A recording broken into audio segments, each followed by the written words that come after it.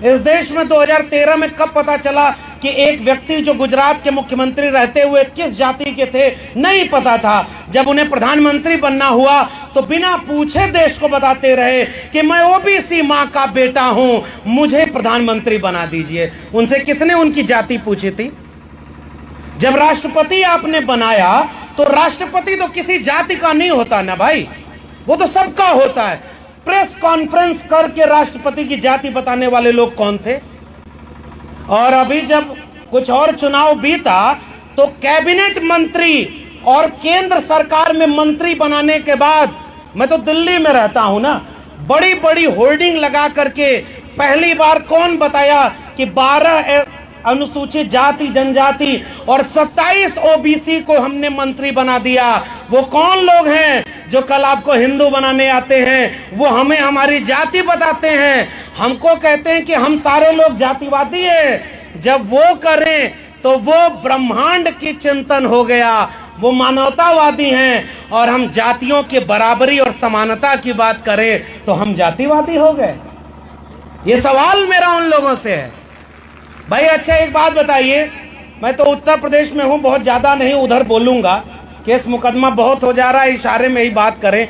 वैसे भी हम लोग पढ़ाने लिखाने वाले पेशे से जुड़े हैं। यही बाराबंकी एक ऐसा शहर है, मैं यहाँ आने के पहले पढ़ रहा था, इसे पूर्वांचल का गेट द्वार बोला जाता है। यहाँ से पूर्वांचल शुरू हो रहा है। तो पूर्वांचल की जमीन वैचारिक जमीन, और वहीं गाय भैंस चराने वाले लोग।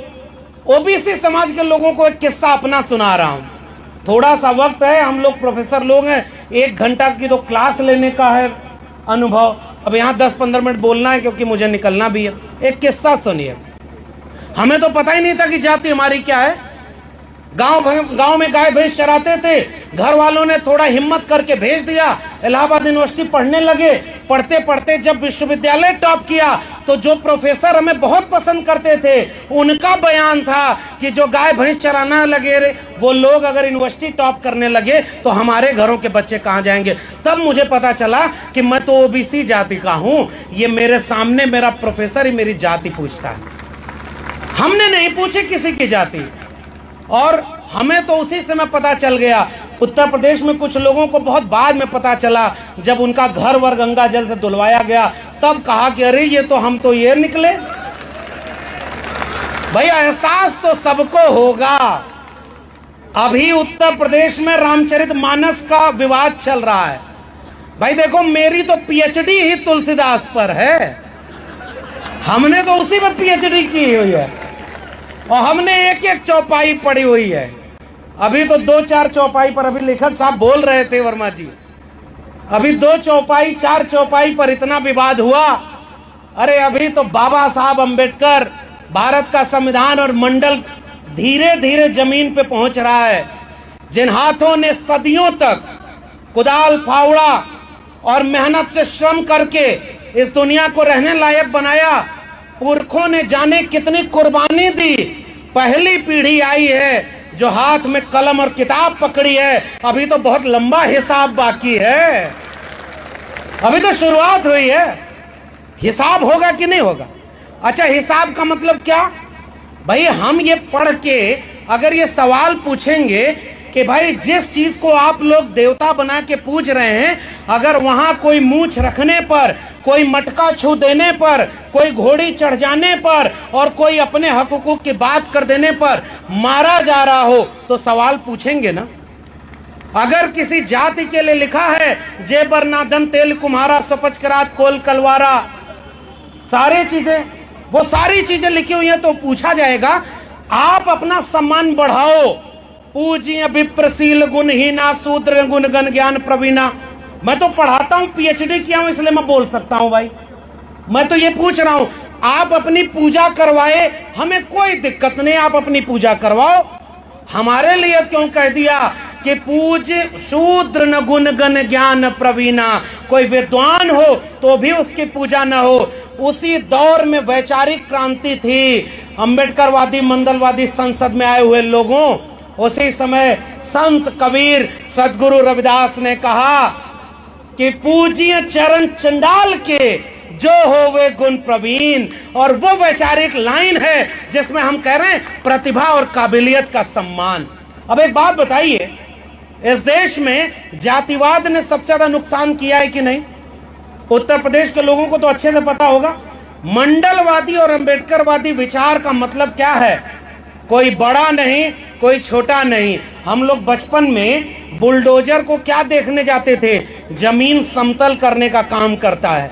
आजकल बुलडोजर लोगों का घर गिरा दे रहा है और उसमें लोग मर जा रहे हैं। मैं इससे ज्यादा नहीं कहूंगा। इसी प्रदेश में हेलीकॉप्टर से फूलों की बारिश किसके ऊपर हुई? आपको पता है? हेलीकॉप्टर से फूलों की बारिश किसके ऊपर की गई? जो विश्वविद्यालय में पढ़ने जा रहे थे उनके ऊपर क्या? जो अपना रोजगार मांग रहे थे उनके ऊपर हुई क्या? ये 69,000 शिक्षक भर्ती घोटाले में जो आरक्षण मांग रहे थे उनके ऊपर हेलीकॉप्टर से फूलों की बारिश हुई क्या?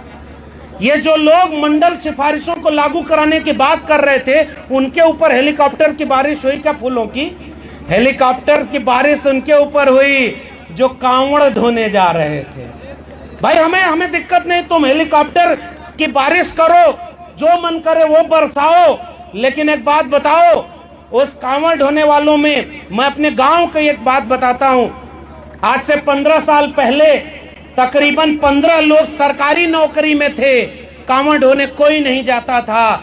आज मैं अपने गांव को देखता हूं, 15-20 लोग कांवड़ ढोने जाते हैं और कोई सरकारी नौकरी वाला नहीं बच गया।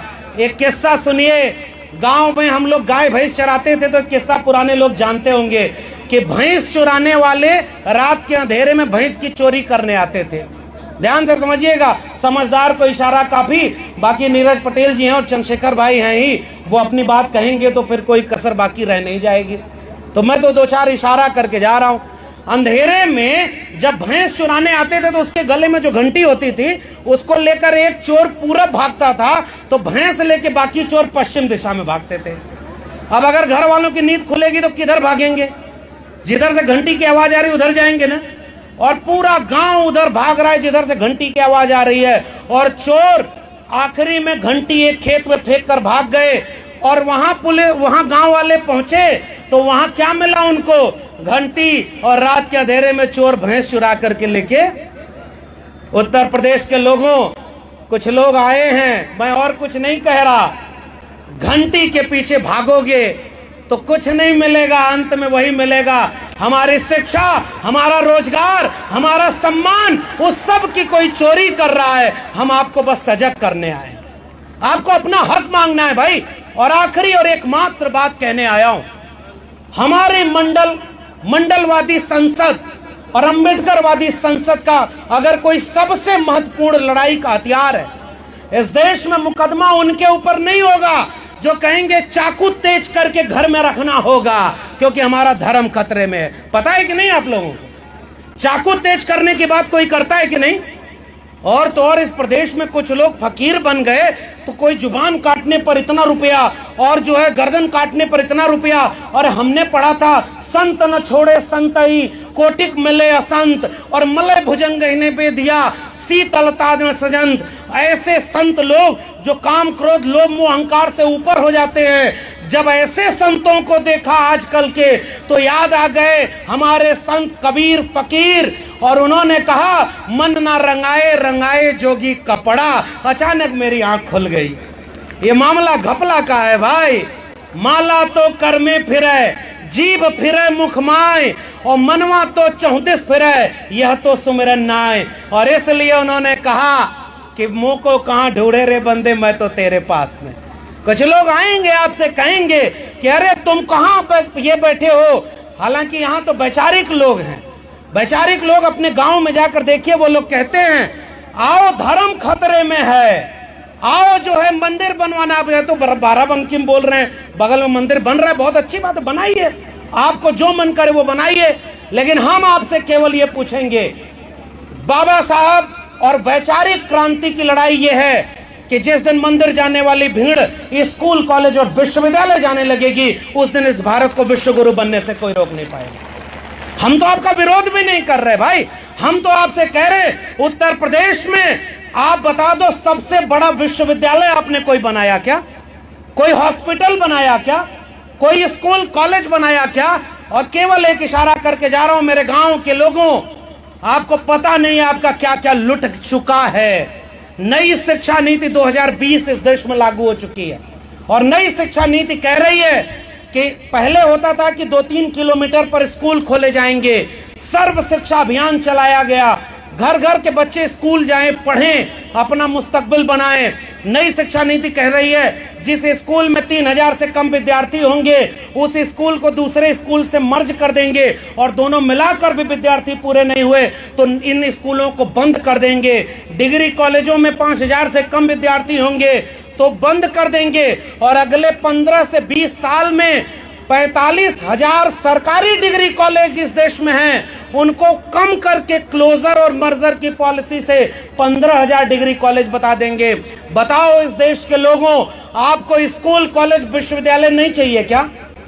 आपको चाहिए कि नहीं? स्कूल कॉलेज विश्वविद्यालय चाहिए कि नहीं?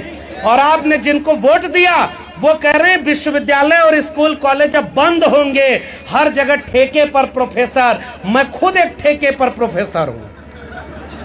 ठेके पर कुछ लोग अमर होने के लिए पैदा होंगे कि सब इतिहास मिटा दो, दुनिया याद करे। तो एक ही प्रधानमंत्री हुआ, फकीर आदमी है जी, हमारा क्या है, हम तो झोला लेके चल जाएंगे। हमारे और आपके बच्चों का क्या होगा भाई? हमारे आपके झोला लेके जाने की नौबत है क्या?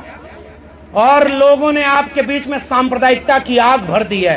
केवल लड़ते रहो मंदिर मस्जिद के नाम पर, केवल लड़ते रहो हिंदू मुसलमान के नाम पर, और आपकी शिक्षा बर्बाद कर दी गई है। और वही उस प्रधानमंत्री का दोस्त जिसे दुनिया का दूसरा सबसे अमीर आदमी बना दिया ना फकीर ने, अब शेयर बाजार गिर रही है, पता चला अगला हवाई जहाज पकड़ करके वही झोला लेके चलना दे।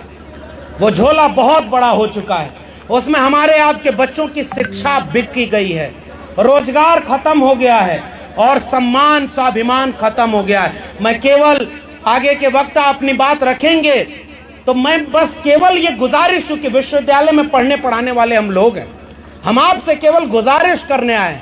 हम लोग या चंद्रशेखर भाई बैठे हुए, नीरज पटेल बैठे हुए, आर एस पटेल और हमारे लेखक साहब हैं, अगर शिक्षा न मिली होती, डॉक्टर भीमराव अंबेडकर लोग कहते हैं कि एहसान कर दिया कि उनको संविधान सभा में प्रारूप समिति का अध्यक्ष बनाया।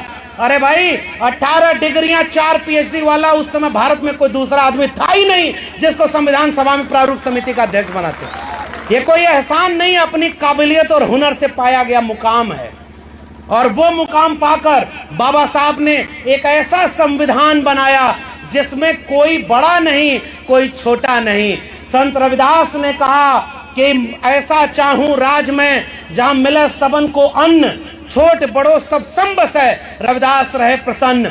कभी डरिएगा मत कि हमको कोई जातिवादी कहे तो हम डर जाएं। अरे सबसे बड़े जातिवादी वो लोग हैं जो 1% लोग विश्वविद्यालय में 99% प्रोफेसर बने बैठे हैं, वो एक ही जाति के लोग हैं। आपको वो जातिवाद क्यों नहीं नजर आया? मैं दिल्ली विश्वविद्यालय में पढ़ाता हूं और 92 डिग्री कॉलेज मेरे दिल्ली विश्वविद्यालय के हैं और एक भी SC ST OBC उन विश्वविद्यालय और डिग्री कॉलेजों में वाइस चांसलर और प्रिंसिपल नहीं बना है। कौन जातिवादी है भाई? आपने सुप्रीम कोर्ट में आज तक जितने जज बनाए हैं केवल 2 SC और 1 OBC है, शेड्यूल ट्राइब का कोई जज ही नहीं है। कौन जातिवादी है? आज जगदेव बाबू को याद करते हुए मैं केवल ये गुजारिश, हमने नारे सुन लिए हैं। समाजवादी आंदोलन का नारा था, सन सोपा ने बांधी गांठ, पिछड़ा पावे 100 में 60। OBC समाज के लोगों, हमें और आपको ज्यादा जागने का वक्त है।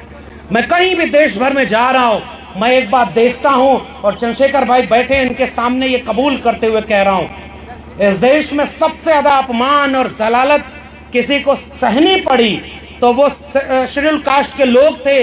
लेकिन जब उन्हें अपना एक वैचारिक आइकॉन मिला तो उन्होंने भारत ही नहीं पूरी दुनिया को बता दिया कि डॉक्टर अंबेडकर कौन है, उनको अब तुम मिटा नहीं सकते हो। ये ताकत है उस वैचारिक आंदोलन की।